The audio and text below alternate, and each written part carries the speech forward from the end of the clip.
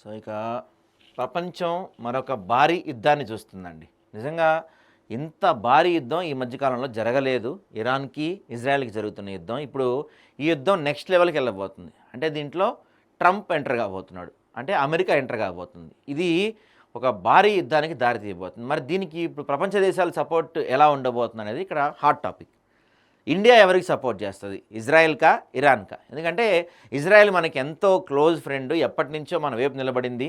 చాలా సందర్భాల్లో ప్రపంచం మొత్తం ఇండియాని వ్యతిరేకించినప్పుడు కూడా ఇజ్రాయెల్ మనకి అండగా నిలబడింది. రష్యా తర్వాత మనకు అండగా నిలబడిన దేశాల్లో మొట్టమొదటిది ఇజ్రాయెలే. సో మరి ఇజ్రాయెల్ వైపు నిలబడాలా, లేకపోతే మనం భారీగా చమురు అంటే ఈ పెట్రోల్ క్రూడ్ ఆయిల్ నిల్వలు మనం ఇంపోర్ట్ చేసుకునేది మోస్ట్లీ ఇరాన్ నుంచి. మరి ఇప్పుడు ఇరాన్ని మనం సపోర్ట్ చేయాలా అన్నది ఇక్కడ క్వశ్చన్.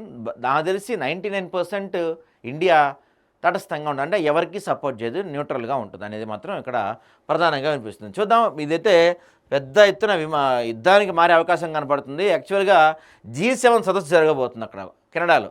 అయితే ఆ G7 సదస్సు పోస్ట్ పోన్ చేసుకొని మరి మన ట్రంప్ అమెరికా వెళ్ళిపోతున్నాడు. అడిగారు మన రిపోర్టర్స్ అడిగారు అక్కడ, ఎవరైనా మన రిపోర్టర్సేగా అక్కడ ఉన్న వాళ్ళు కూడా.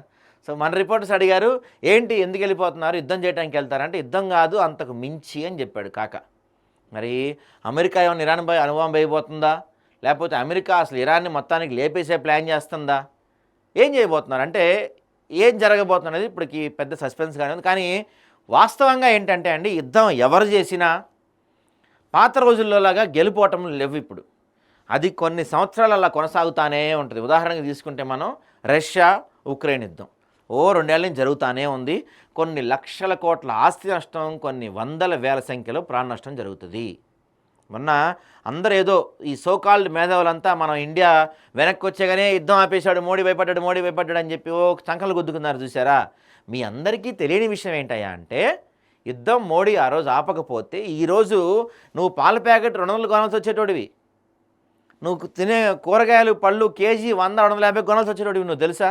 అంటే యుద్ధం ఎవరికి మంచిది కాదు. యుద్ధం అనవసరంగా ప్రాణ నష్టం, ఆస్తి నష్టం, అందరి జనజీవనాలు అస్తవ్యస్తం అయిపోతాయి. ఇక్కడ కూడా యుద్ధం ఆగిపోవాలని మనం కోరుకుందాం.